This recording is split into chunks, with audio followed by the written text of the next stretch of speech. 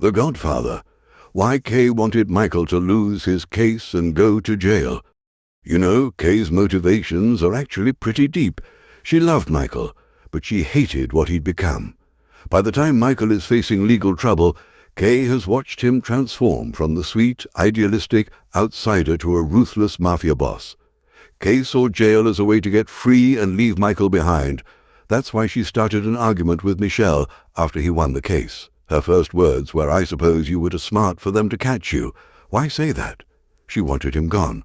Plus, she wanted a safer, more honest life for their children, something she knew was impossible as long as Michael was free and in power. Why did Michael become so evil? Apollonia's death was one of the reasons that made Michael a man with an uncontrollable thirst for revenge, which would set a chain reaction of events in motion. Ultimately, Michael's attitude he gained when he was widowed would cause the self-destruction of the Corleone family. Michael deeply loved his first wife Apollonia, despite their short marriage. Her assassination, which was meant for him, ultimately transformed him into the hardened man he was. This thirst for revenge also led him to even use his own family for these murders. The actual way the Godfather's Tessio died after his betrayal of Michael Corleone will surprise you.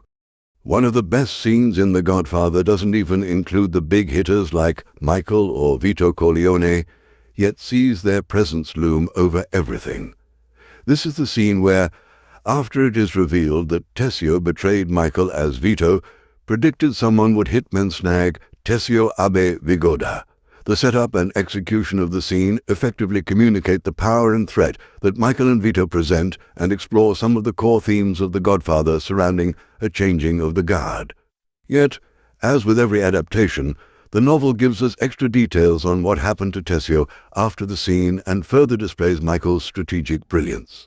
In Mario Puzo's original novel, it is revealed that Tessio was driven to his club, and he and his bodyguards were executed there, with Tessio's own protégé pulling the trigger as Al Neri Richard Bright watched out.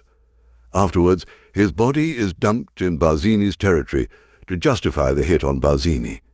Tessio's death, both what we see and what we know, tells us so much about the world in which these men operate and how Michael is 2 steps ahead of everyone around him.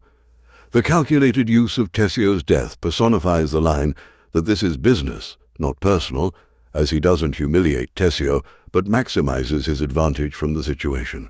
Subscribe to this channel and like the video. Bye.